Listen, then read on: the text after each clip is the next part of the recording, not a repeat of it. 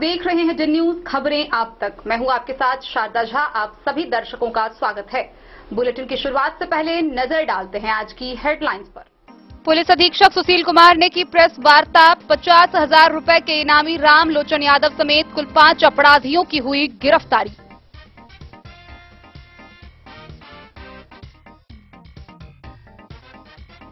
राजनगर के भटसिम्मर पश्चिमी गांव में नहर में डूबने से एक व्यक्ति की हुई मौत। हरलाखी के पिपरौन गांव में दुकान में आग लगाने के मामले में पीड़ित दुकानदार ने गांव के 2 युवक के विरुद्ध दर्ज कराई प्राथमिकी। बिस्फी थाना परिसर में थाना दिवस पर आए 3 मामले, सीओ ने की सुनवाई। हरलाखी थाना क्षेत्र के एक गांव में मौसा के घर में 2 साल से रह रही नाबालिग लड़की का हुआ अपहरण।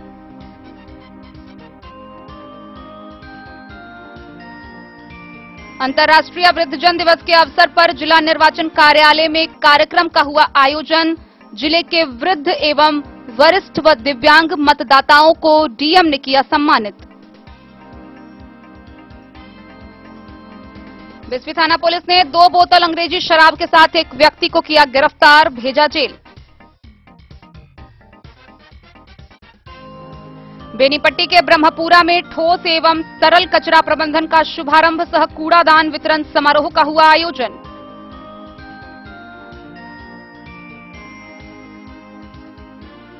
दुर्गा पूजा में सुरक्षा को लेकर बिस्फी प्रशासन पूरी तरह अलर्ट। 300 लोगों के विरुद्ध 107 की हुई कार्रवाई।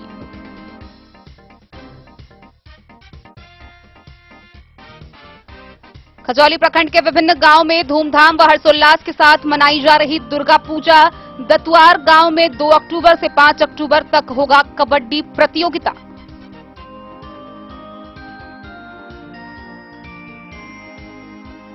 मधुबनी मेडिकल कॉलेज के सामने भोलानाथ होलसेल एवं रिटेलर ड्रग एजेंसी का हुआ उद्घाटन।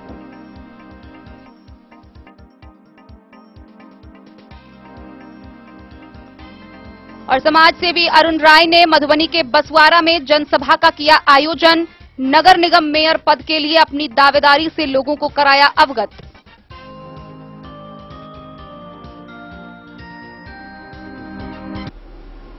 खबरें अब विस्तार से। मधुबनी पुलिस को बहुत बड़ी सफलता मिली है। 50,000 रुपए का इनामी अपराधी राम लोचन यादव समेत 5 आरोपियों की गिरफ्तारी हुई है। गौरतलब है कि इस बात की जानकारी मधुबनी के पुलिस अधीक्षक सुशील कुमार ने प्रेस वार्ता कर दी। उन्होंने बताया है कि 2 कुख्यात सहित कुल 5 अपराधी को गिरफ्तार किया गया है, जिन पर लूट, हत्या सहित दर्जनों मामले हैं। उनके पास से हथियार भी बरामद किया गया है। पुलिस अधीक्षक सुशील कुमार ने प्रेस कॉन्फ्रेंस कर जानकारी देते हुए बताया कि 50,000 रुपए का इनामी राम लोचन यादव के समेत कुल 5 लोगों की गिरफ्तारी हुई है। मधुबनी पुलिस को इस मामले में बड़ी कामयाबी मिली है। 2 कुख्यात सहित कुल 5 अपराधियों को पुलिस ने गिरफ्तार किया है। लूट, हत्या सहित दर्जनों अपराध का आरोपी सुनील कुमार यादव और राम लोचन यादव समेत वीरेंद्र यादव, अविनाश कुमार यादव और संतोष यादव को भी गिरफ्तार किया गया है। मधुबनी एसटीएफ ने फुलपरास थाना क्षेत्र से गिरफ्तार किया है। कुख्यात अपराधी राम लोचन यादव पर 50,000 रुपए का इनाम था। सुनील यादव पर अब तक 33 मुकदमे दर्ज थे और कई संगीन अपराध का सुनील यादव मुजरिम है। काफी लंबे समय से पुलिस को सुनील यादव और राम लोचन यादव की तलाश थी। पुलिस को गुप्त सूचना मिली कि सभी अपराधी नगर निकाय चुनाव में और काफी दिनों से इस पे ये वांछित भी है हमारे यहाँ पे।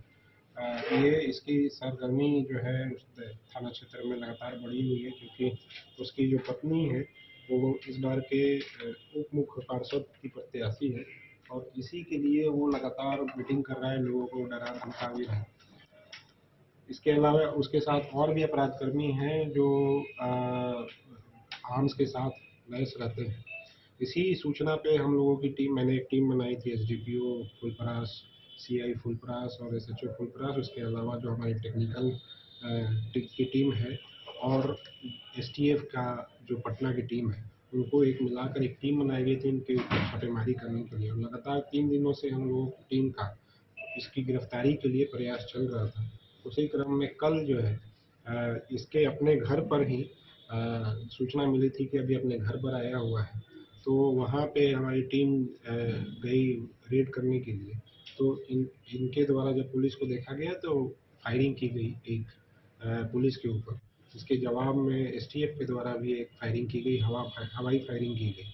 उसके बाद इनको पूरी टीम ने घेर कर दबोचा, जिसमें से 5 लोगों की गिरफ्तारी हुई है। इसमें सुनील कुमार यादव खुद है, दूसरा जो है संतोष यादव है, तीसरा वीरेंद्र यादव है और चौथा अविनाश कुमार यादव है और पांचवा लोचन यादव और राम लोचन यादव।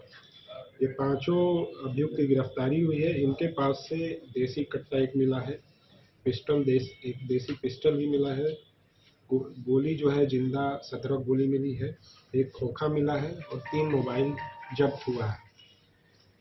ये उल्लेखनीय है कि सुनील यादव जो है बहुत पुराना क्रिमिनल है। इसके ऊपर आपराधिक इतिहास 2002 से अपराध करता आ रहा है और इसके ऊपर लगभग 33 केस जो है फुलपराग थाना में ही दर्ज है। 33 केस, जिसमें विभिन्न गंभीर अपराध जैसे हत्या, लूट, डकैती, इन सब के केसेस भी इसके ऊपर हैं।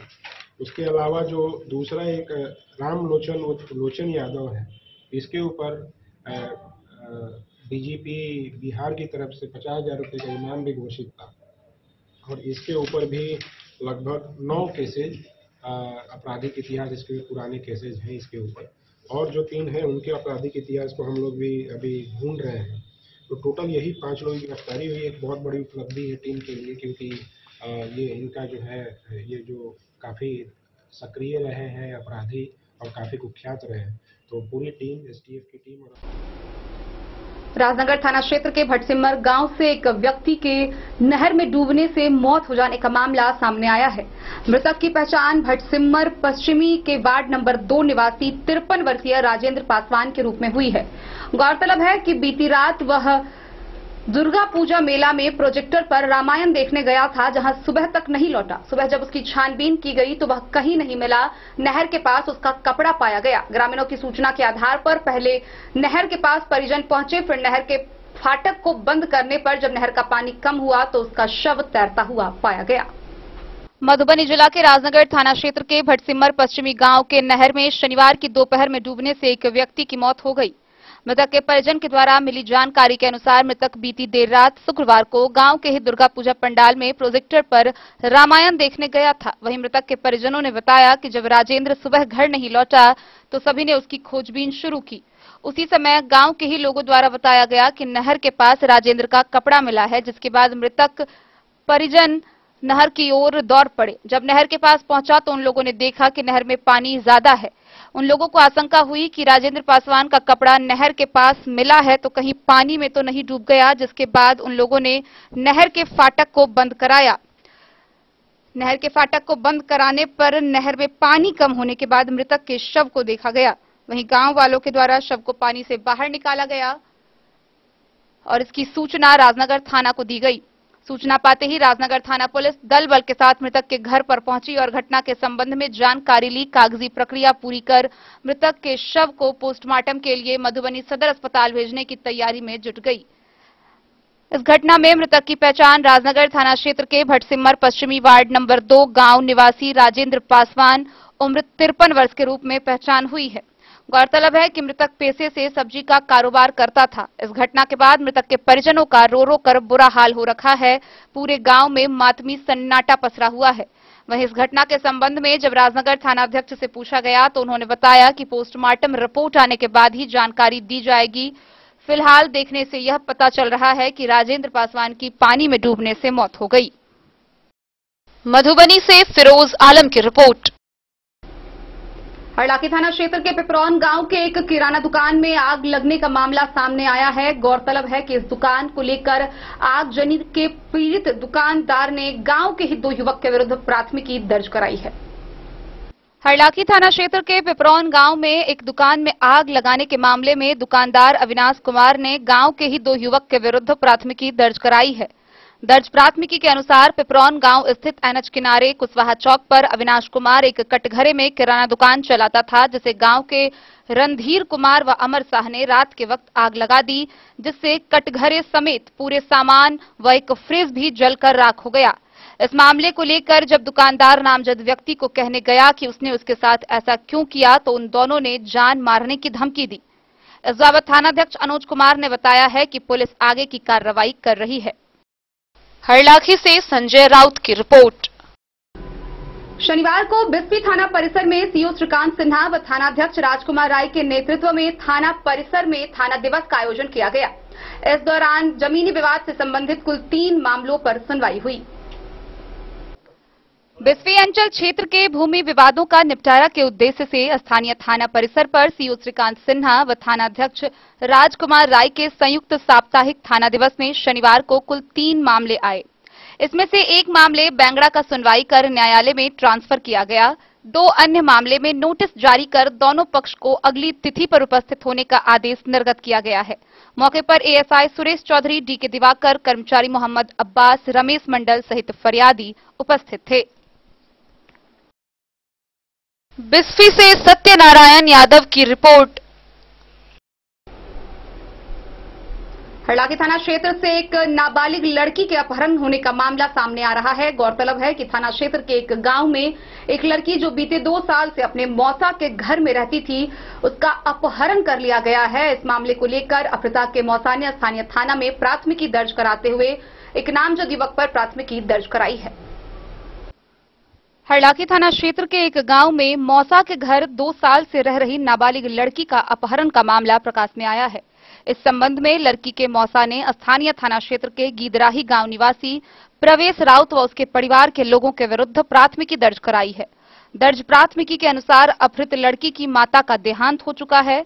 परिवार की मौलिक स्थिति खराब देखते हुए उनके मौसा अपने घर रखकर लड़की का परवरिश कराते थे।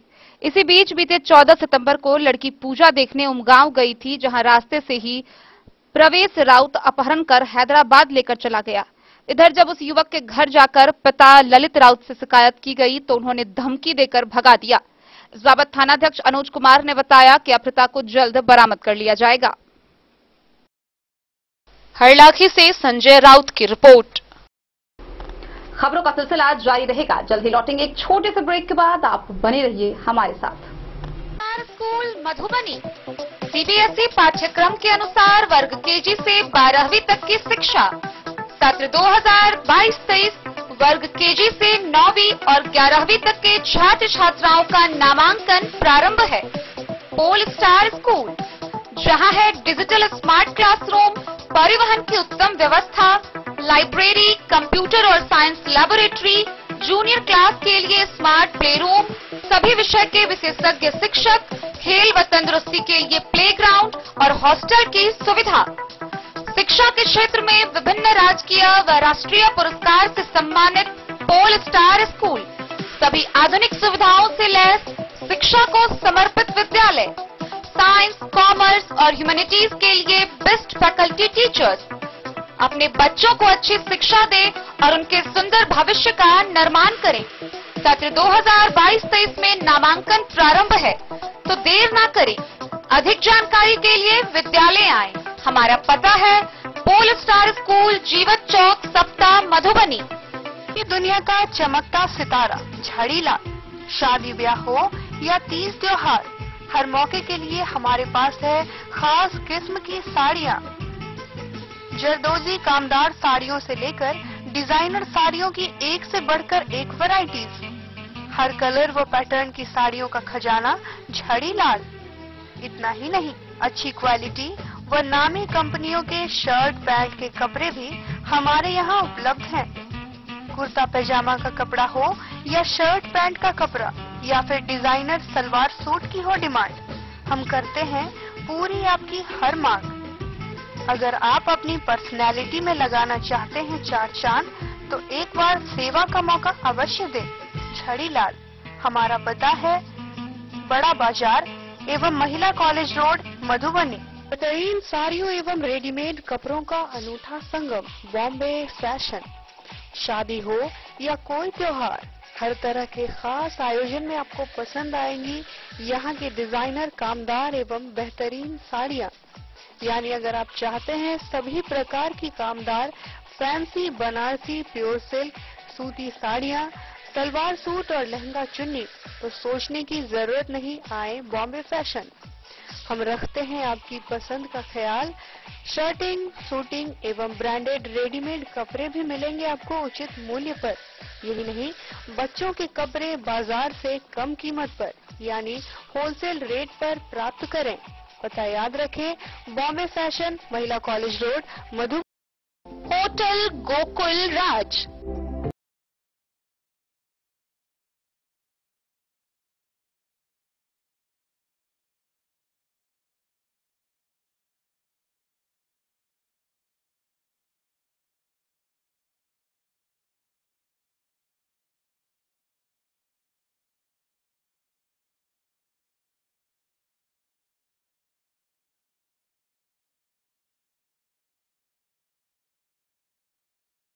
भीड़ भाड़ से दूर, शांति और सुकून से भरे वातावरण में मधुबनी शहर के लहरियागंज वार्ड नंबर 1 में पूरे मिथिलांचल क्षेत्र का सबसे भव्य होटल, होटल गोकुल राज।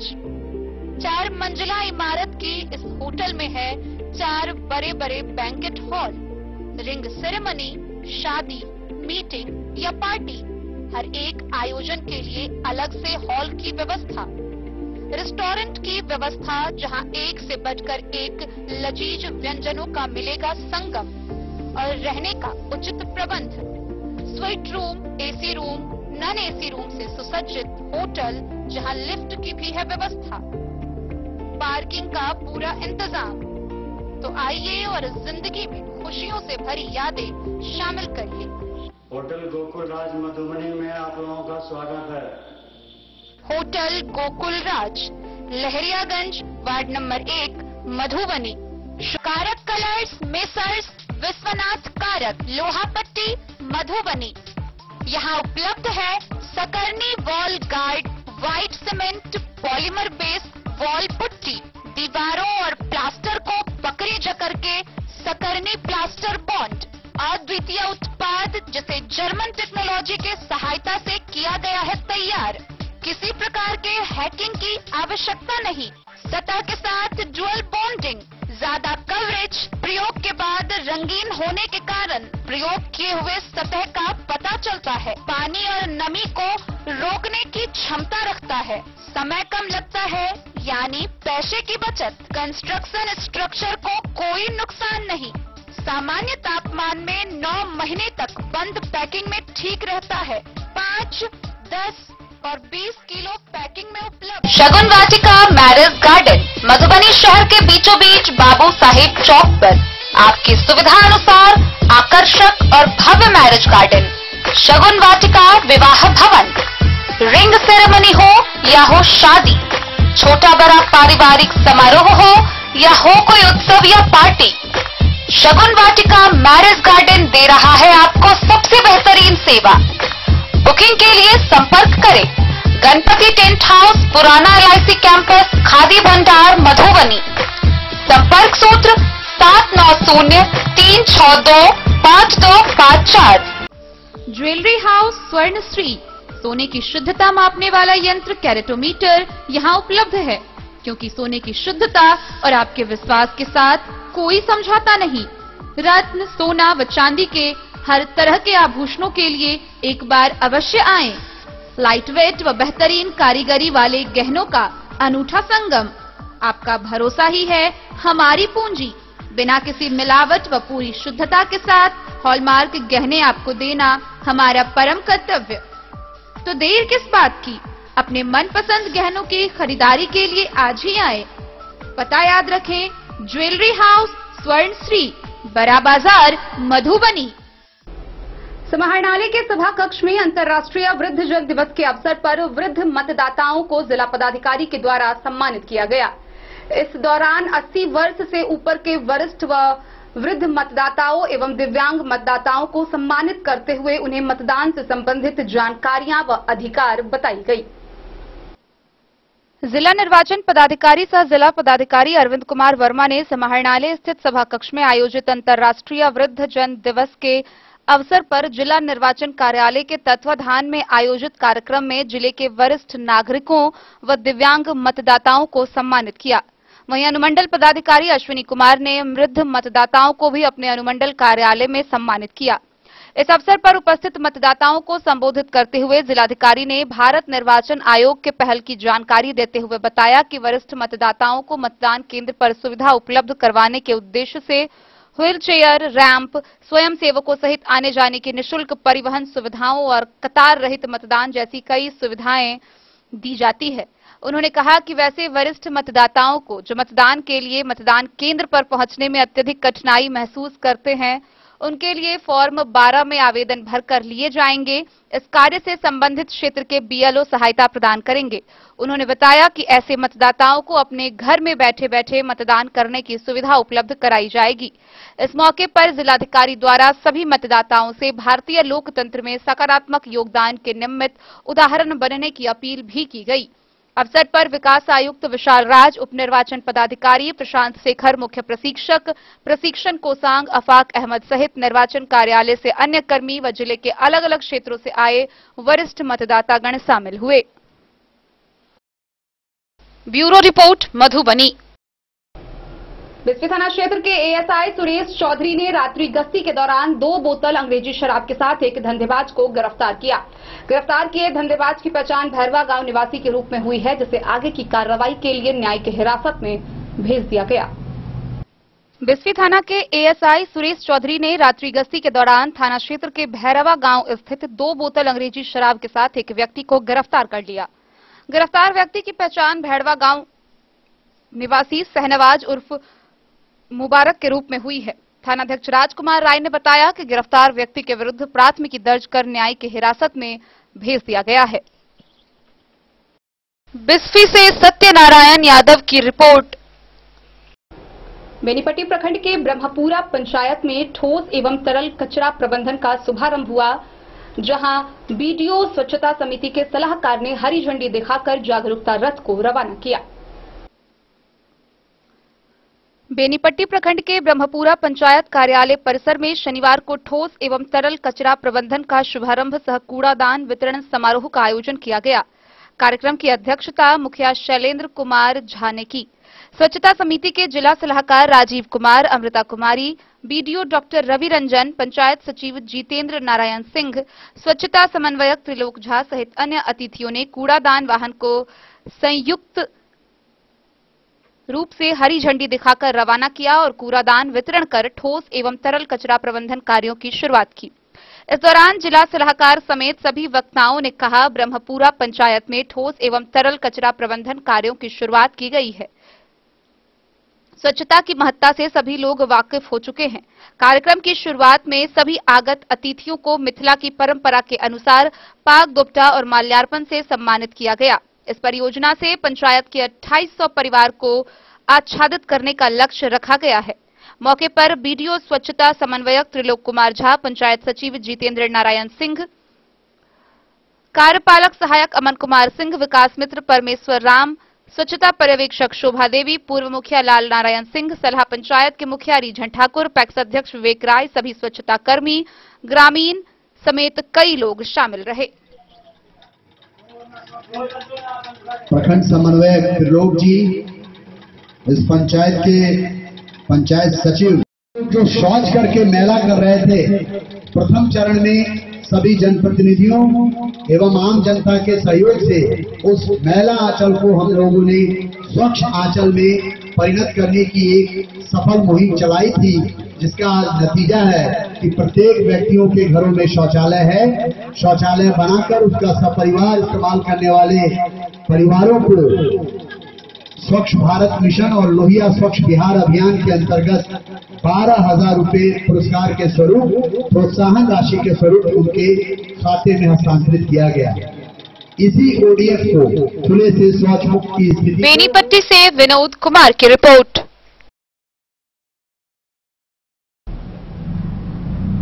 बिस्फी थाना प्रशासन दुर्गा पूजा में पूरे क्षेत्र में शांति बहाल करने को लेकर बेहद सतर्क नजर आ रही है।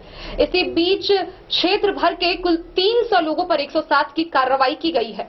गौरतलब है कि बिस्फी थाना में 160, पतौना ओपी में 120 व औसी ओपी में 24 लोगों के विरुद्ध यानी कि कुल 300 लोगों के विरुद्ध 107 की कार्रवाई की गई है। दुर्गा पूजा में सुरक्षा व्यवस्था को लेकर बिस्फी के थानाध्यक्ष पूरी तरह अलर्ट हो गए हैं। थानाध्यक्ष राजकुमार राय ने बताया कि दुर्गा पूजा में शांति व्यवस्था बहाल रहे, विधि व्यवस्था की संकट न हो, इसके लिए कुछ चेहरे को चिन्हित कर उसके विरुद्ध 107 की कार्रवाई की गई है। गौरतलब है कि बिस्फी थाना में 160 व पतौना ओपी में 120 एवं औसी ओपी में 24 लोगों के विरुद्ध 107 की कार्रवाई की गई है। इसमें कुछ चिन्हित दागी भी शामिल हैं। बिस्फी से सत्यनारायण यादव की रिपोर्ट। बिस्फी प्रखंड क्षेत्र के विभिन्न गांवों में धूमधाम व हर्षोल्लास के साथ भक्तिपूर्ण माहौल में शारदीय नवरात्रा का आयोजन किया जा रहा है। विभिन्न जगहों पर बना माता की प्रतिमा व पंडाल आकर्षण का केंद्र बना हुआ है।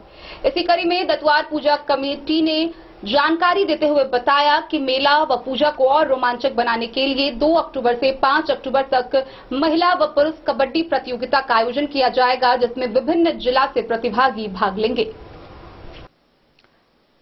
खजौली प्रखंड क्षेत्र के दतवार गांव स्थित महामाया भगवती स्थान के परिसर में दुर्गा पूजा को लेकर महिला व पुरुष कबड्डी प्रतियोगिता का भव्य आयोजन किया गया है।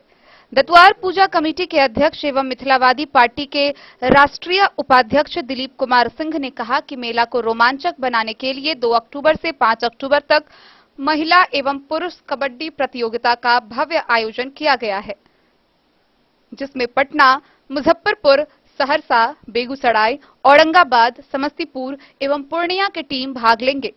पुरुष वर्ग के कबड्डी खेल की खिलाड़ी टीम सहरसा, पूर्णिया, बेगूसराय, समस्तीपुर की टीमों के साथ मुख्य मुकाबला होगा। उन्होंने कहा कि 5 अक्टूबर को फाइनल मुकाबला होगा। आम लोगों से अधिक संख्या में पहुंचकर उन्होंने कार्यक्रम को सफल बनाने की अपील की। वहीं खजौली प्रखंड के ठाहर, दतवार, मंगती, लक्ष्मीपुर, करमौली, रसीदपुर, खजौली, मकुनमा, महाराजपुर, मरुखिया सहित अन्य गांवों में धूमधाम व हर्षोल्लास के साथ दुर्गा पूजा हो रही है। पूजा को लेकर संपूर्ण वातावरण भक्तिमय हो गया है। प्रखंड के ठाहर एवं दतवार गांव में वैदिक विधि से दुर्गा पूजा होती है। सभी पूजा पंडालों में पूजा अर्चना को लेकर श्रद्धालुओं की भीड़ उमड़ पड़ी है। दतवार गांव में ग्रामीणों के सहयोग से ये दुर्गा पूजा हो रही है। यहां पर मां भगवती की भव्य प्रतिमा बनी है, जो आकर्षण का केंद्र बना हुआ है। संध्या भजन व आरती काफी मनमोहक होता है। पूजा समिति के अध्यक्ष मिथिलावादी पार्टी के राष्ट्रीय उपाध्यक्ष दिलीप कुमार सिंह ने शारदीय नवरात्र उत्सव के 6ठे दिन मां कात्यायनी की पूजा अर्चना की।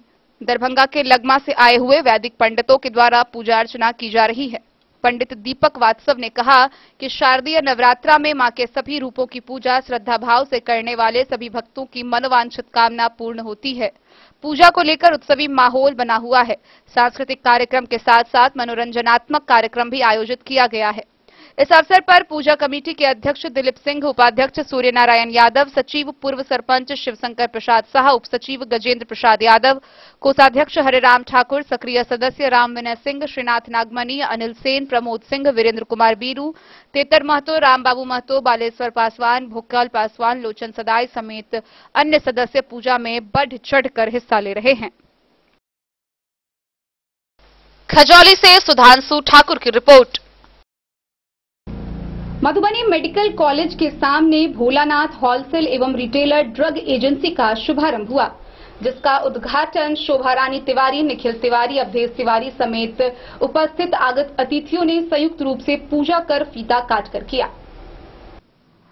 मधुबनी मेडिकल कॉलेज के सामने भोलानाथ होलसेल एवं रिटेलर ड्रग एजेंसी का उद्घाटन हुआ। उद्घाटन शोभा रानी तिवारी, निखिल तिवारी, अवधेश तिवारी, राकेश तिवारी, विनोदानंद झा, खुशबू पाठक, तनु तिवारी, अरुण कुमार, मोहम्मद राजा, राजकुमार दास समेत दर्जनों सहयोगियों ने मिलकर पंडितों के साथ पूजा कर फीता काटकर किया। इस मौके पर निखिल तिवारी, अवधेश तिवारी समेत अन्य ने बताया कि उनके दवा की दुकान में होलसेल और रिटेलर रेट में दवा उपलब्ध है। उन्होंने बताया कि अन्य जगहों के दुकानों की अपेक्षा उनके यहां सुविधा दी जाएगी। साथ ही नवरात्रि के दिन इसका उद्घाटन किया गया है और हर साल नवरात्रि के दिन एक मरीज को जो भी इलाज में दवा लगेगा उसको फ्री में भोलेनाथ ड्रग एजेंसी से दिया जाएगा। इस मौके पर सभी अतिथियों ने मिलकर निखिल तिवारी को आशीर्वाद देते हुए कहा कि इसके दुकान में भगवान इनको खुशहाल रखे।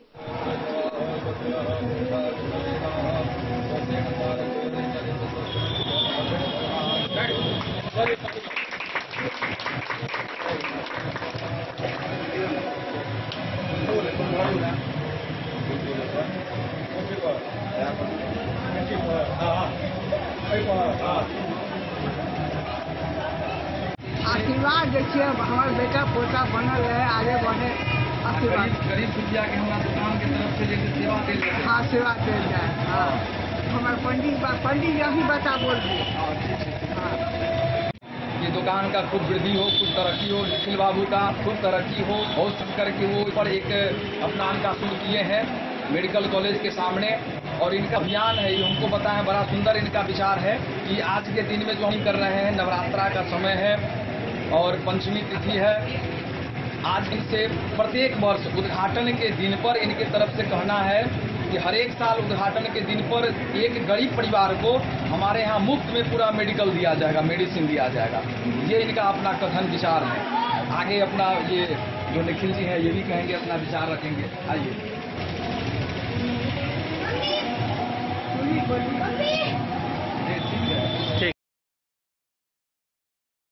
आज उद्घाटन हो रहा है।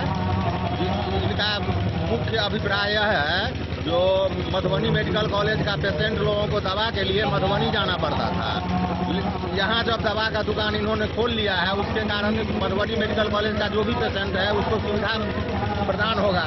उसके बाद इनका कहना है कि किसी भी दवा पर कम से कम 10% रिबेट भी हम देंगे। मधुबनी से फिरोज आलम की रिपोर्ट। खबरों का सिलसिला जारी रहेगा। जल्द ही लौटेंगे एक छोटे से ब्रेक के बाद। आप बने रहिए हमारे साथ। मधुबनी शहर के नारियल बाजार मुख्य सड़क पर दुकान किराए के लिए उपलब्ध है। 15 बाई 20 फीट लंबाई चौड़ाई के साथ ही पार्किंग की भी सुविधा है।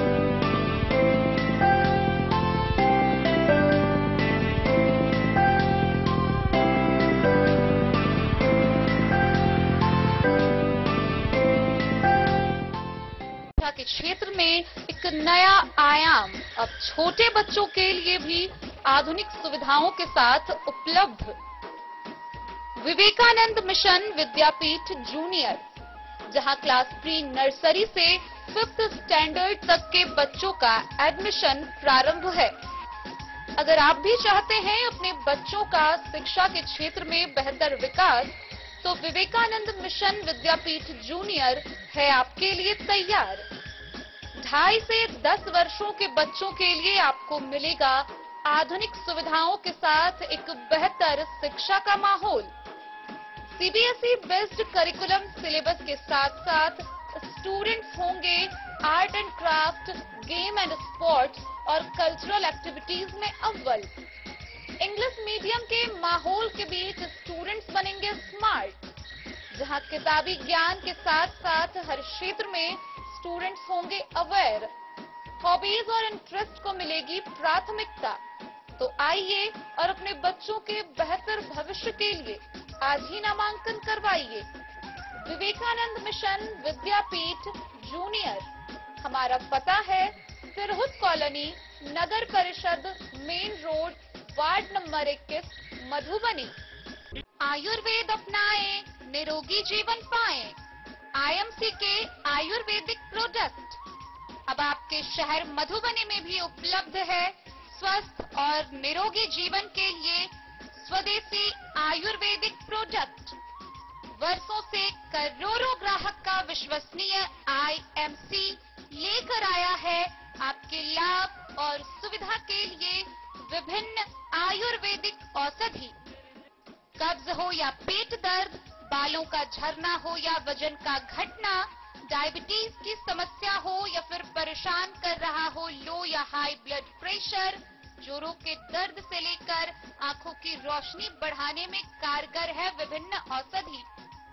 साइड इफेक्ट की चिंता नहीं, स्वस्थ जीवन की पूरी गारंटी। IMC आयुर्वेदिक प्रोडक्ट, तो करोड़ों भारतीयों के विश्वास को आप भी अपनाएं और जीवन को। हरलाखी प्रखंड के विभिन्न गांवों में शारदीय नवरात्र के छठे दिन पूजा समितियों के द्वारा बेलनौती की पूजा संपन्न की गई। इसी के साथ अगले दिन सप्तमी को मां दुर्गा का दर्शन के लिए पट खुलेगा। हरलाखी प्रखंड के विभिन्न गांवों में शारदीय नवरात्र के छठे दिन पूजा समितियों के द्वारा विधि विधान व वैदिक मंत्रोच्चार के साथ बेलनौती संपन्न हुआ। इस अवसर पर थाना परिसर हरलाखी, दुर्गापट्टी, गंगौर, जिड़ौल, हरसुआर, सिसौनी समेत विभिन्न पूजा पंडालों से सैकड़ों श्रद्धालुओं ने माता रानी का जयकारा लगाते हुए गाजे बाजे के साथ पूजा मंदिरों से लाल कपड़े से ढका डोली लेकर बेल वृक्ष के पास पहुंचकर जोड़ा बेलों की पूजा की व उसे कपड़े से बांधकर वापस मंदिर लाए। रविवार की अहले सुबह बेल तोड़कर मंदिर लाकर उसके लस्से से भगवती को नेत्र ज्योति प्रदान की गई। इसके साथ ही सभी पूजा पंडालों में मां के दर्शन के लिए पट खोल दिए जाएंगे।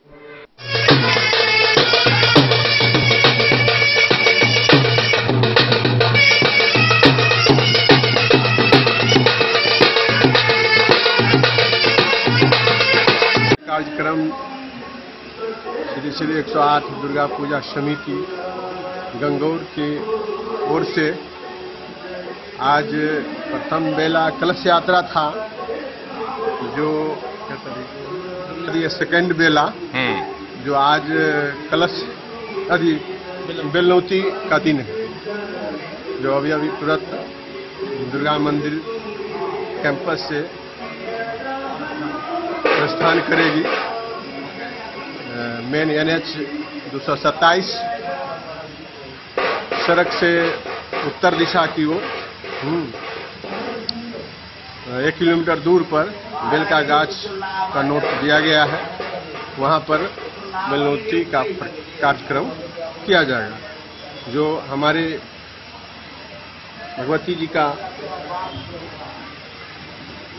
डोला सजा हुआ है, वह सज धज कर यहाँ से सभी ग्रामवासी, समिति के सभी सदस्यगण, मंदिर निर्माण समिति के सदस्यगण लोगों को भी निमंत्रण दिया गया है कि आज जो बेलनौती का दिन है उस दिन सभी आदमी को ये डोली के साथ सज धर कर गाजे बाजे के साथ चलना।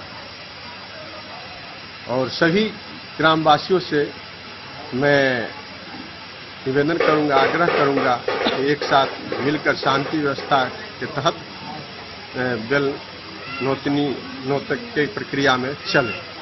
परिचय दे दीजिएगा। हाँ, मैं ग्राम पंचायत गंगौर सरपंच धनीकलाल यादव और जिला उपाध्यक्ष संघ, प्रखंड अध्यक्ष संघ। हरलाखी से संजय राउत की रिपोर्ट। नगर निकाय आम निर्वाचन 2022 को लेकर सरगर्मी जोरों पर है। तमाम प्रत्याशी अपने अपने जीत का दावा करते हुए व जनता से मिलते हुए क्षेत्र भ्रमण पर उतरे हैं। इसी कड़ी में आइए हम आपको डी न्यूज पर दिखाते हैं मधुबनी के भावी मेयर प्रत्याशी मुकेश पंजियार की यह खास बातचीत। नमस्कार, डे न्यूज में आप तमाम दर्शकों का स्वागत है। मैं हूं अखलाक सिद्दीकी। नगर निकाय आम चुनाव 2022 को लेकर के मधुबनी शहर में सरगर्मियां तेज हो गई है। आज हम एक मेयर के प्रत्याशी हैं मुकेश पंजियार, उनसे हम खास बातचीत करेंगे। क्या विजन है मधुबनी के विकास को लेकर के, क्या वो सोचते हैं, क्या जनता के बीच वो लेकर के जाएंगे, आइए उनसे ही जानते हैं। आइए बात करते हैं हम मेयर प्रत्याशी मुकेश पंजियार से। क्या सोचते हैं वो मधुबनी चुनाव को लेकर के और किस तरह से देखते हैं आप मधुबनी नगर निगम के चुनाव को? सबसे पहले तो आपका डे न्यूज में स्वागत है मुकेश पंजियार जी। आपका भी बहुत बहुत धन्यवाद अखलाक भाई और आपके पूरे टीम का कि आपने हमें मौका दिया अपने चैनल के माध्यम से अपनी बातों को और यहाँ के लोगों की बातों को रखने का। किस तरह से देखते हैं आप मधुबनी नगर निगम के चुनाव को और क्या विजन है आपका? मधुबनी नगर निगम का जो इस बार का चुनाव है वो जनता डायरेक्ट जो है मधुबनी के मेयर और डिप्टी मेयर का जो है चुनाव करने जा रही है। इससे जो है इसका मतलब हॉर्स ट्रेडिंग का जो है संभावना खत्म हो जाएगा। पहले खरीद फरोख्त होती थी और खरीद फरोख्त की वजह से ही वार्ड कमिश्नर और वार्ड पार्षद जो है कहीं ना कहीं मुखर होकर के नहीं बोल पाते थे, एक व्यवस्था उनके अंदर में रहती थी।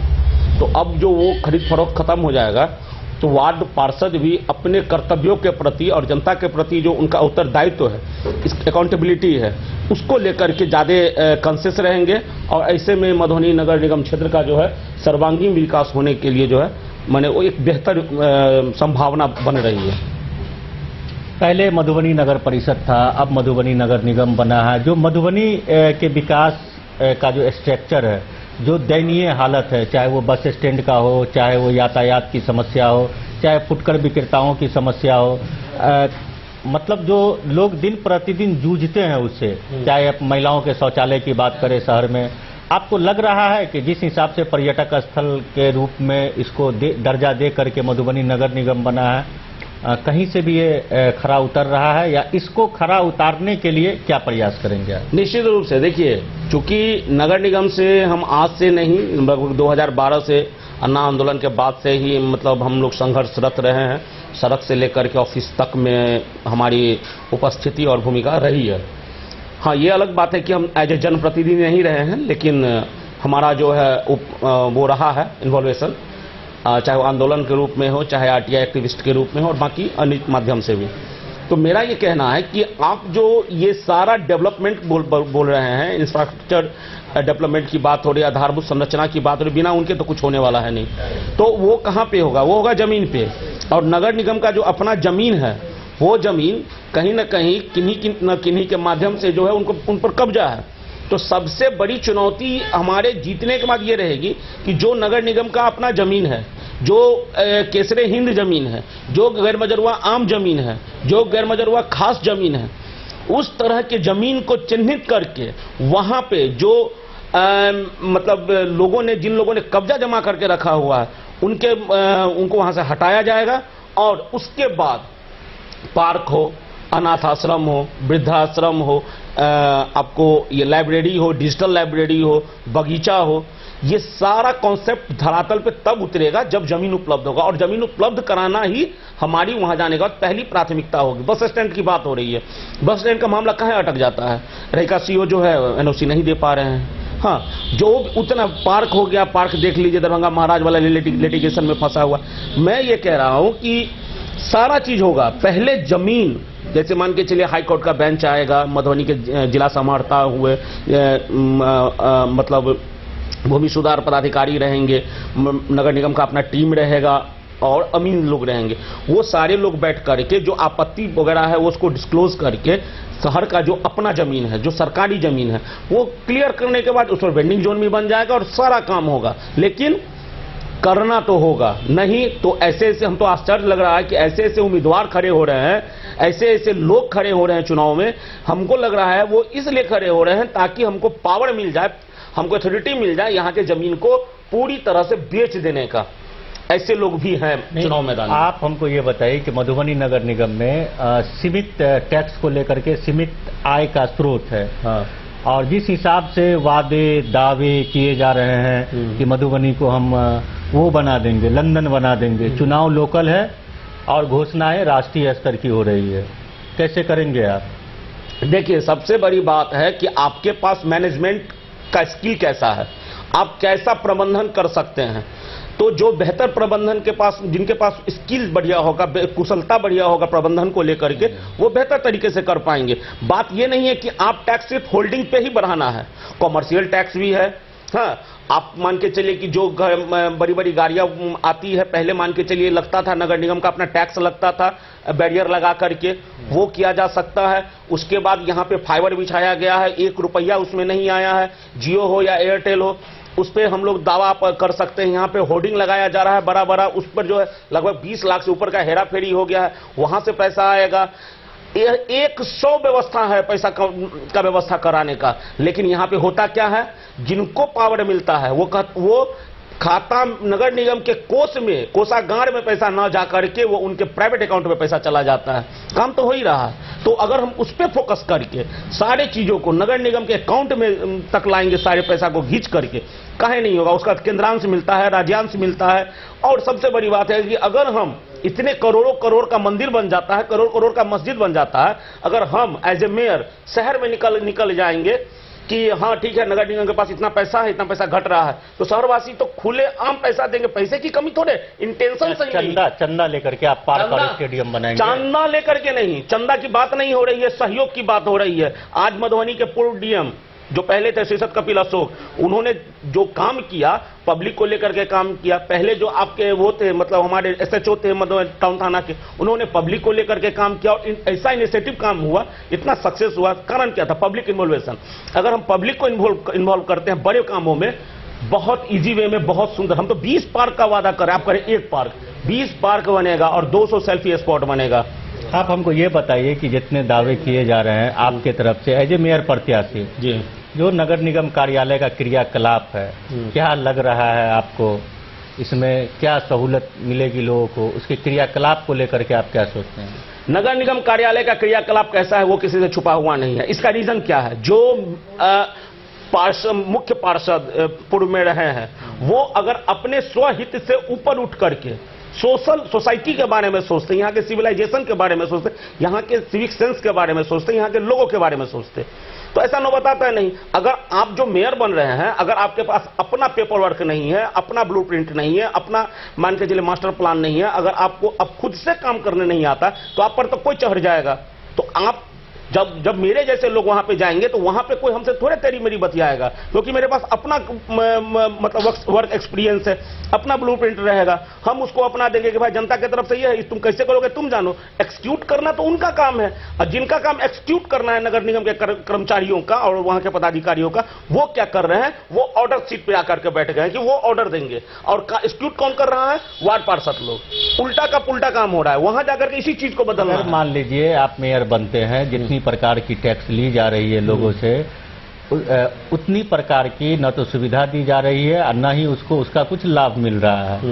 काम नहीं है, बावजूद टैक्स लिया जा रहा है, और मजबूरी बस लोगों को जन्म मृत्यु प्रमाण पत्र लेना हो या किसी प्रकार का लेना हो तो उनको 2-3 पीढ़ी का टैक्स देना पड़ता है। इसमें क्या करेंगे आप? पहले हम आपको ये बता दें कि जिन चीजों की सुविधा नगर निगम के द्वारा नहीं दी जा रही है, जैसे एजुकेशन, इसकी सुविधा नहीं जा रही, सबसे पहले इस टैक्स को हम हटाएंगे। उसके बाद हेल्थ टैक्स दिया जा रहा है, वो टैक्स भी हटाएंगे। वारंट टैक्स लिया जा रहा है, वो टैक्स भी हटाएंगे। हाँ, होल्डिंग टैक्स लिया जा रहा है, होल्डिंग टैक्स है, जेन्युइन है, उसको लिया जाएगा।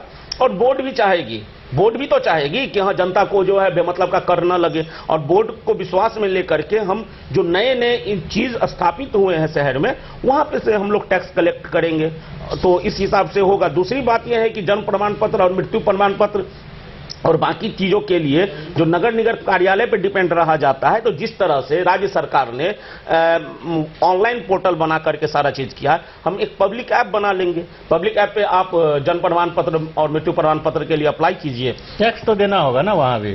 टैक्स देने का ये कंपलसरी इसलिए ना है, आप बात नहीं समझ रहे, ये कंपलसरी इसलिए है कि इसी बहाने लोग टैक्स दे सके।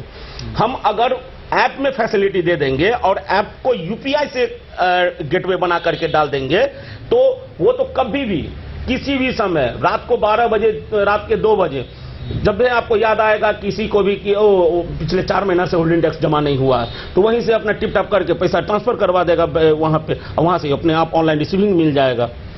तो इस मधुबनी शहरवासी को शुद्ध पेयजल नहीं मिल रहा है, आपको भी मालूम होगा। शुद्ध पेयजल उपलब्ध कराने को लेकर के क्या ब्लूप्रिंट है आपके पास? निश्चित, ये बहुत अच्छा सवाल है और बहुत जरूरी सवाल भी है। शुद्धता और स्वच्छता जुड़ा हुआ है हमारे स्वास्थ्य से। स्वास्थ्य का मसला होता है सदर अस्पताल से। सदर अस्पताल में भी शुद्ध पेयजल की व्यवस्था नहीं है, और शौचालय की व्यवस्था नहीं, और शौचालय की भी व्यवस्था है। शौचालय की व्यवस्था है, लेकिन उद्घाटन कौन साहब करेंगे वो अभी तक डिसाइड नहीं हुआ, इसलिए अभी तक उसमें ताला मारा हुआ है। हम आते हैं पेयजल पे। पेयजल का समस्या ये है कि मधुबनी शहर में वाटर टेस्टिंग लैब है। कितने लोगों को पता है कि हम अपने वो पानी को जो है वहां जाकर के टेस्ट कराएं? किसी को नहीं पता है। पब्लिक में जागरूकता आएगी, उस ऑफिस में बैठे हुए वैसे लोग जिनको ये काम करना है उनको हम वार्ड कमिश्नर के साथ जोड़ देंगे, वो वहां जा करके मैंने निजी चापाकल में भी और सरकारी चापाकल में भी जा करके चेक कर लेंगे आयरन कितना है, आर्सेनिक कितना है, कितना बाकी चीज मिनरल्स है, और वो पानी पीने लायक है या नहीं है। अगर नहीं है तो वहां पे हम लोग नगर निगम के टैंकर से वहां के लोगों को पानी पिलाएंगे, और जो वैसे जगह है वहां पे वाटर प्यूरिफायर जो है नगर निगम की ओर से दिया जाएगा। युवाओं के लिए क्या सोच है आपके पास, क्योंकि आप भी तो युवाओं की बात कर रहे हैं, लगातार आप अपने सोशल मीडिया हैंडल से इस बात को कहते हैं, युवाओं के लिए क्या करेंगे नगर निगम क्षेत्र में आप? देखिए, युवाओं को क्या चाहिए? युवाओं को चाहिए फ्री वाईफाई, रोजगार नहीं चाहिए। सुन तो लीजिए, युवाओं को चाहिए फ्री वाईफाई, रोजगार भी फ्री वाईफाई से जुड़ा हुआ है। पढ़ने फ्री वाईफाई का मतलब वो फिल्म देखेंगे, टीवी देखेंगे, उसके लिए नहीं। युवाओं को सारा चीज ऑनलाइन है, पढ़ने के लिए चाहे बायजूस की क्लास हो या किसी भी ऑनलाइन क्लास अटेंड करना है, उसके लिए उसको फ्री वाईफाई चाहिए। तो हम जो है डिजिटल लाइब्रेरी का कॉन्सेप्ट लिए हुए हैं। लगभग शहर में 15 जगह प्राइवेट पब्लिक पार्टनरशिप के आधार पे हम लोग डिजिटल लाइब्रेरी खोलेंगे। वहां पे युवाओं को जो है फ्री वाईफाई मिलेगा और डिजिटल सारा सुविधा उसको मैंने प्रिंट आउट और सारा चीज फ्री रहेगा। तो एक वो हो गया। दूसरा है सेल्फी स्पॉट। युवाओं जो है वो एक बेहतर शहर में, एक मॉडर्न शहर में जो है जाकर के घूमे फिरेंगे। उसके बाद जो टाउन क्लब फील्ड में एक वो लगता है रोजगार मेला लगता है, जिसमें सिर्फ गार्ड वगैरह बहाली होता है। हम लोग शहर के व्यवसायियों के साथ जुड़ करके एक ऐसा ब्लूप्रिंट तैयार करेंगे कि अगर किसी को क्लर्क की जरूरत है, किसी को किसी भी स्टाफ की जरूरत है, तो वो ऑनलाइन जो है आ जाएगा नगर निगम के इस पे, और युवा जो है वहां से देख पाएंगे कि किस दुकान में या किस ऑफिस में कहाँ किस तरह की वैकेंसी है, स्केल क्या है, उस आधार पर अपने इंटरेस्ट के आधार पर अपना फिर वहां अप्लाई करेंगे। तो वो सोच होना चाहिए, वो हम लोग शहर में छोटी वाहनों जहां तहां लगती है, बस पड़ाव की भी स्थिति बद से बदतर है। इसको लेकर के अगर आप मान लीजिए मेयर बनते हैं, क्या प्रयास होगा आपके तरफ से? देखिए, सबसे बड़ी बात है कि हमने आपको बताया जगह, जमीन क्लियर करवाना बहुत बड़ी चुनौती है। जमीन क्लियर होते ही शहर में जो एक रैयाम जाता है, एक आपको उधर कलवाही की तरफ जाना है, एक राजनगर की तरफ जाना है, एक रहिका की तरफ जाना है। चारों जो स्पॉट है, उस चारों स्पॉट पे ई रिक्शा टेम्पो का स्टैंड बनेगा। ठीक है, वहां से मार्केट के लिए जो है अलग व्यवस्था किया जाएगा। बस स्टैंड के लिए या तो कोतवाली चौक, निधि चौक या फिर रांटी, क्योंकि रांटी भी अब पूरे नगर निगम में आ गया, शहर में आ गया। और रांटी या निधि चौक पे जाने से क्या होगा कि छोटी गाड़ियों का परिचालन जो है बढ़ेगा। इससे क्या होगा कि यहाँ के लोगों को रोजगार डेवलप होगा। ठीक है, और ये सारा जो एरिया होगा सीसीटीवी सर्विलांस पे रहेगा, तो क्राइम होने के चांसेस भी नहीं रहेंगे। और शहर जैसे जैसे डेवलप बढ़ेगा वैसे वैसे डेवलप होगा, शहर सुंदर बनने के चांसेस रहेंगे। मान लीजिए अभी चोरी छिनतई, लगातार बाइक चोरी, तो क्या इसको नगर निगम कंट्रोल करेगी? नहीं, ये काम तो एक्चुअली पुलिस का है। ठीक है, बोल रहे हैं सर्विलांस के थ्रू। हाँ, तो मैं कौन हूं? अगर जनता का प्यार, आशीर्वाद, सहयोग मिलता है तो हम कौन हुए? First person of the city. तो हमारे साथ ऐसा तो नहीं है कि अगर हमारा इंटेंशन सही रहेगा तो पुलिस प्रशासन हमको सहयोग नहीं करेगी, जिला प्रशासन सहयोग नहीं करेगी। हम एक मॉनिटरिंग रूम बनाएंगे जहां पे पुलिस के लोग, नगर निगम के और आईटी के, एडमिनिस्ट्रेशन से, पुलिसिंग से और नगर निगम से, तीनों का रहेगा। और वहां से जो है अगर मान के चले कहीं कोई कैमरा खराब है, कहीं कैमरे की जरूरत है, एक्स्ट्रा की जरूरत है, रिपेयरिंग की जरूरत है, वो सारा चीज वहीं से मॉनिटरिंग होगा। जिससे आप व्यवसायी वर्ग से आते हैं और जिस जगह आपका मकान है या जिस इलाके से आप आते हैं वहाँ व्यवसायियों का एक बहुत बड़ा हब है। व्यवसायियों की सुरक्षा, उसको सुविधा देने को लेकर के क्या प्रयास करेंगे आप? देखिए, किसी भी शहर का जो है रीढ़ होता है ना, वो व्यवसाय होता है। तो उसको प्रोटेक्ट करना, बचाना और बढ़ाना, वो प्रशासन की भी जवाबदेही है, नगर निगम की भी जवाबदेही है। और यही वजह है कि बहुत लो कॉस्ट पे यहाँ के व्यवसायियों को सेट दिया गया है, स्थान दिया गया है, जगह दिया गया है। ठीक है, अब बात यह रही कि अभी जो अंग्रेजों के जमाने में बना हुआ था, वो उसका स्थिति अब जर्जर हो गया हुआ है। ठीक है, उसको तोड़ करके सारा नक्शा उक्सा बना हुआ है। हाँ, यह है कि पटना 2-4 बार भागदौड़ करना होगा। यहां पर उसको इंप्लीमेंट में ला करके सब्जी मंडी का अलग कॉन्सेप्ट है, किराना मंडी का अलग कॉन्सेप्ट है, 2 फ्लोर का है। हाँ, इसमें क्या होगा, जो नए व्यवसायी हैं वो भी जुड़ेंगे।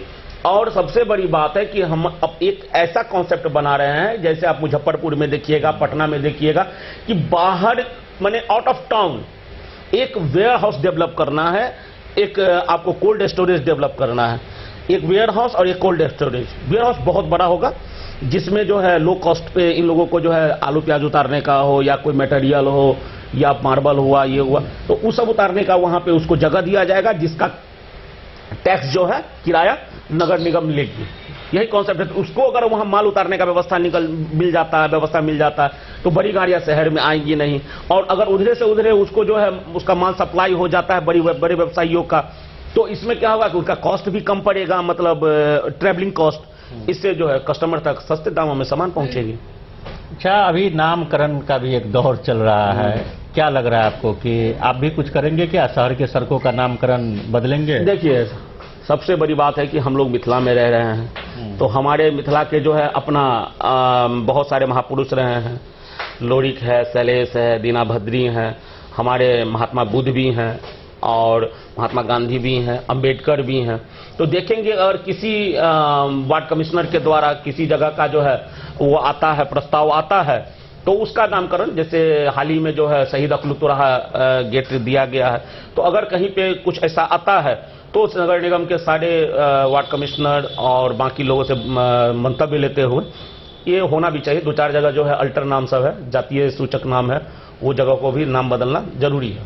शहर में एक भी मनोरंजन केंद्र नहीं है और ना ही स्टेडियम है, और स्टेडियम नहीं रहने के कारण हमारे यहाँ की खेल प्रतिभाएं जो है वो निखर नहीं पा रही है, या हमारे यहाँ के बच्चे देश लेवल पर या राज्य लेवल पर नहीं जा पा रहे हैं। अगर जा भी पा रहे हैं तो दूसरे-तीसरे जिला से या दूसरे-तीसरे स्टेट से जा रहे हैं। इसको लेकर के क्या प्लान है आपके पास? सबसे बड़ी बात है कि हमारे पूर्व के जो नगर निगम के मुख्य पार्षद रहे हैं या पदाधिकारी रहे हैं, उन्होंने काम किया है इस पे, और आपको वो शीर्षद कपिल अशोक सर जो थे पूर्व जिला पदाधिकारी, उन्होंने भी बेहतर काम किया।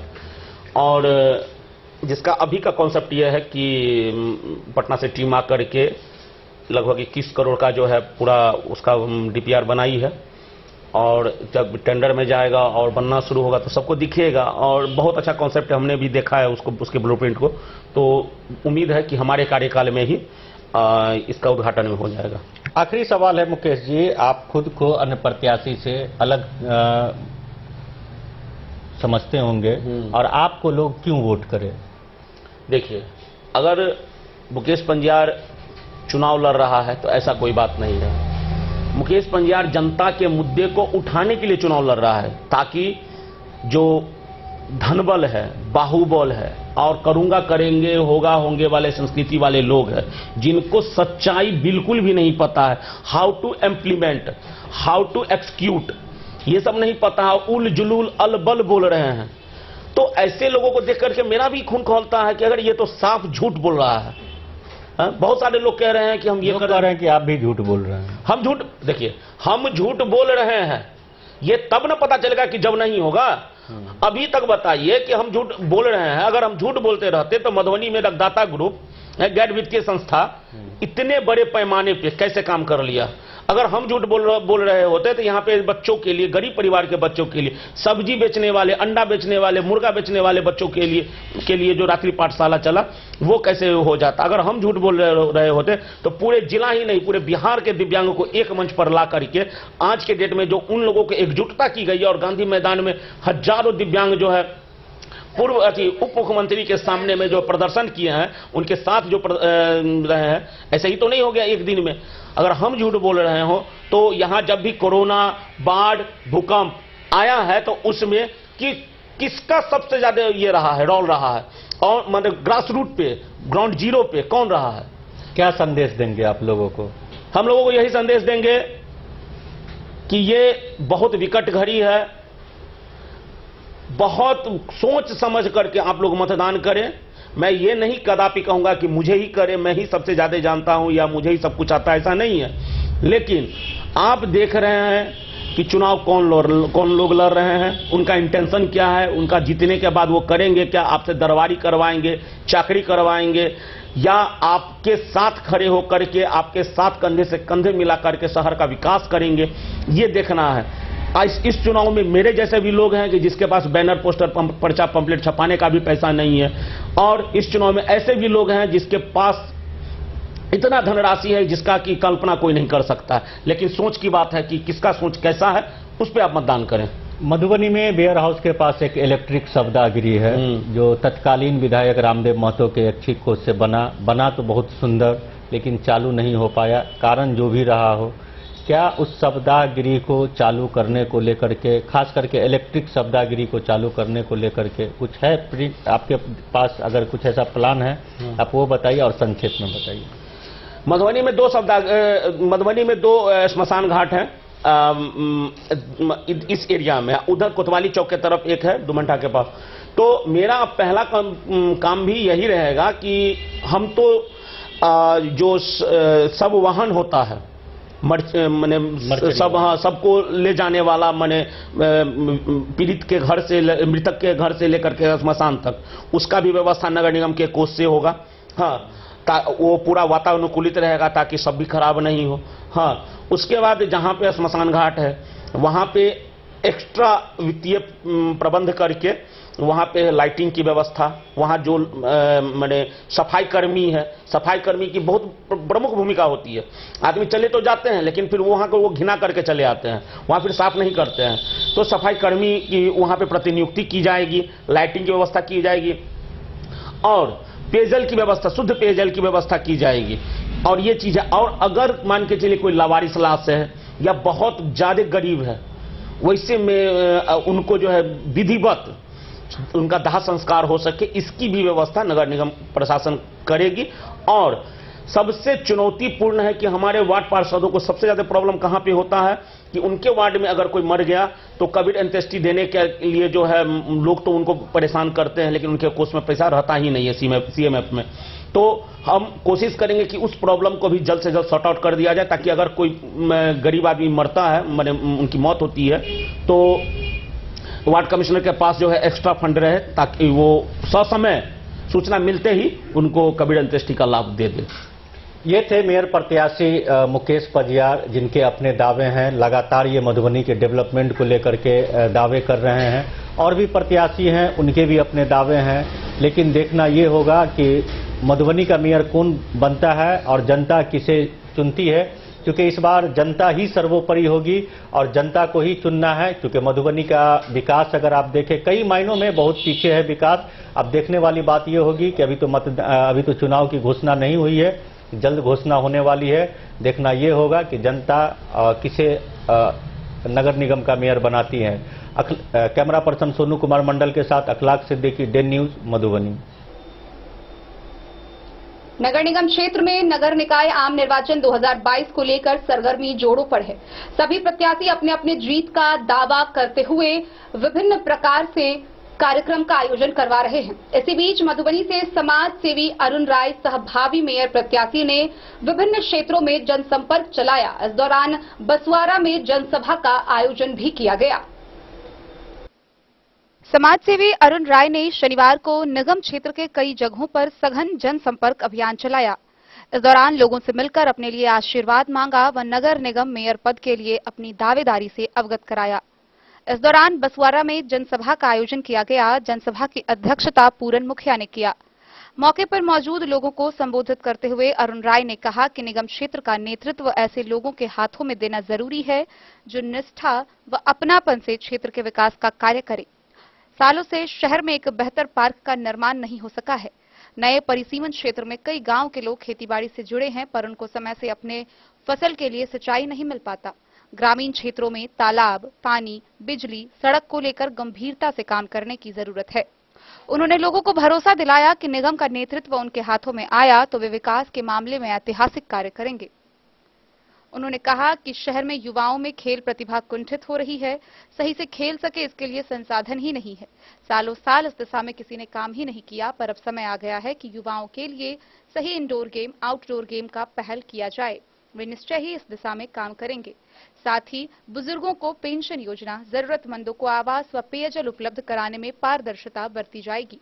मौके पर राजकुमार मुखिया, भागीरथ पासवान, विद्यानंद मंडल, दिनेश मंडल, शिवशंकर दास, लक्ष्मण ठाकुर, सुरेंद्र पासवान, सतीश कुमार, सरोज देवी समेत कई लोग मौजूद थे।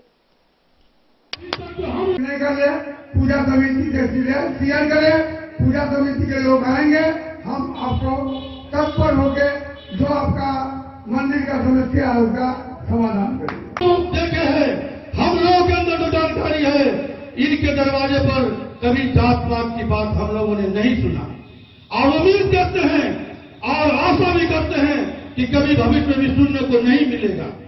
कुछ दिन पहले आप ही के समाज में कुछ घटना हो गया जो नहीं होना चाहिए।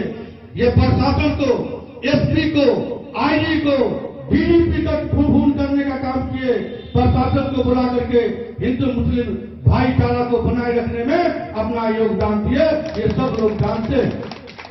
आप जिंदा रहेंगे, मतदाता मालिक अगर जिंदा रहेगा तो हमारे अरुण जी रहेंगे, जब आप ही नहीं रहेंगे तो हमको रह करके क्या फायदा। समाज की ताकत एक बहुत बड़ी ताकत है, समाज की एकता एक बहुत बड़ी एकता है। इसलिए आप विश्वास कीजिए, बहुत सारे उम्मीदवार आवेंगे, हिंदू में भी आवेंगे, मुसलमानों से भी आवेंगे। आप विश्वास कीजिए, इनको खोजने की जरूरत नहीं पड़ेगी। 5 बजे सुबह से लेकर के 10 बजे रात तक इनका गेट खुला रहता है, बाहर में ये बैठे रहते हैं। जो भी लोग हैं इनके पास अपनी बात को रखे और ये हर मुमकिन कोशिश किए कि उनको उनके बात पर, उनके वादा पे हम खड़ा उतरे। आप लोग विश्वास करके बसवाड़ा के सभी लोग, सभी मतदाता भाई, हिंदू हो, मुसलमान हो, अगरा हो, पिछड़ा हो, दलित हो, महादलित हो, किसी भी मजहब के हो, किसी भी समुदाय के हो, एक बार विश्वास करके आप लोग अपने घर का वोट, अपने पड़ोसी का वोट, अपने समाज का वोट एक बार भाई अरुण जी को देने का काम कीजिए और इनसे अपने ताकत के बल पर इनसे काम कराइए, अपने समाज का विकास कराइए, अपने समाज का तरक्की कराइए। इसी बात के साथ मैं अपनी बात को खत्म करता हूँ। जय हिंद, जय भारत, जय श्री राम।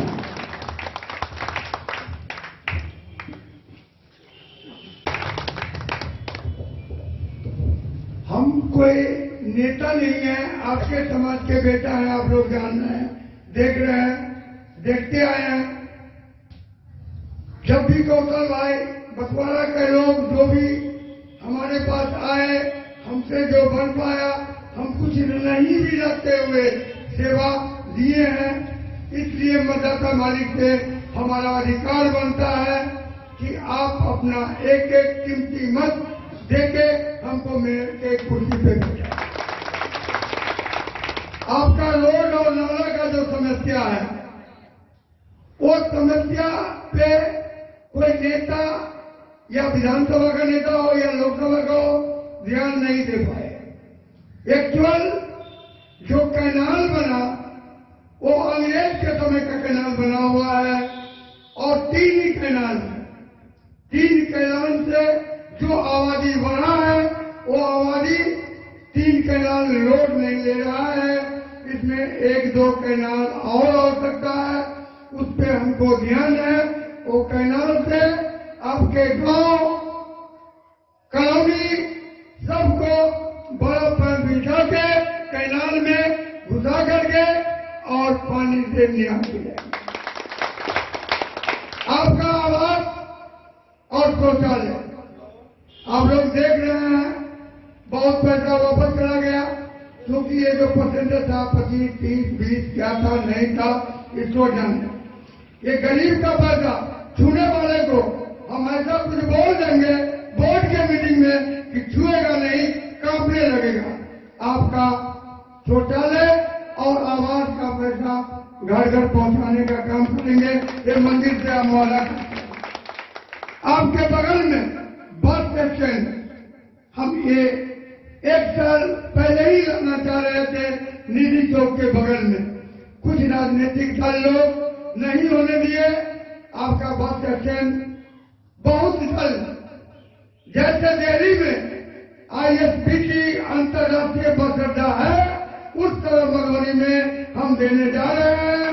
ये आपके ये मंदिर बसवाड़ा से वादा करते हैं और हम कोई नेता है नहीं जो पहले ही बोल दिए हैं कि झूठ सच के खेती करेंगे। जो बोलेंगे खरा बहुत बात तो हमारे भाई लोग बोल ही दिए हैं। मैं अपनी बातों को विराम देते हुए जय हिंद जय भारत। भाई अरुण जी का इतिहास रहा है, आप पता लगा लीजिए। ये भगवाना मठक्का चौक के रहने वाले हैं। बसवाड़ा और भगवाना में ज्यादा दूरी नहीं है। बसवाड़ा और भगवाना में ज्यादा दूरी नहीं है। इनके दरवाजे पर जो भी लोग गया ई ककरो मान लिया इनका हम सब तो जानते छिए। कई बेर नया नया निगम के चुनाव है तो हम सब चाहब जे मिलजुल कर भैया के केना ओहि जगह पहुंचा दिए जे हुनका लम डीएम से एसपी से कोई बातो कह सके। कैंडिडेटो देखियो, विशेष हमारा अग्रज शमसुल भाई जी थे, भूतपूर्व हमर सभक प्रमुख जी, विशेष जय श्री राम। बसवाड़ा पंचायत के मलहटोली में हम लोग उपस्थित हैं और हम लोगों के साथ मधुबनी नगर निगम के जानदार शानदार प्रत्याशी भाई अरुण राय जी भी यहाँ उपस्थित हैं। हम लोगों के साथ इस चुनावी कार्यक्रम में चल रहे भाई शंकर जी, मुंशी जी उर्फ समीउर रहमान साहब, जावेद इकबाल साहब, प्रभास जी, संतोष जी, दिनेश जी एवं यहाँ के उपस्थित तमाम बुजुर्गों, दोस्तों, नौजवान साथियों, अभी हम लोग चुनावी सभा के कार्यक्रम में आप लोगों के बीच उपस्थित हैं।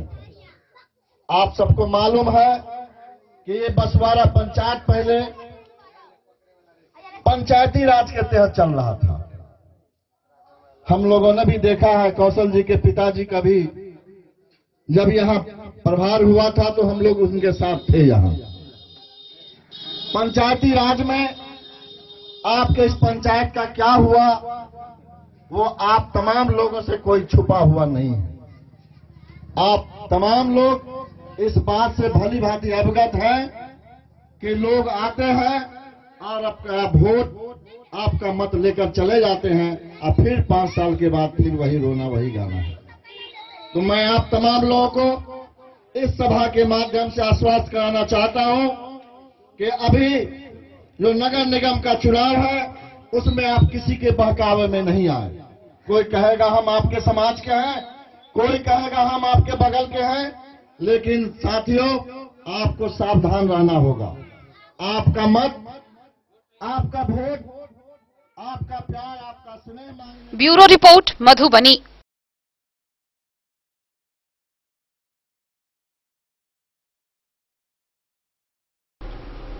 तो आज के इस बुलेटिन में फिलहाल इतना ही। कल फिर हाजिर होंगे नए खबरों के साथ।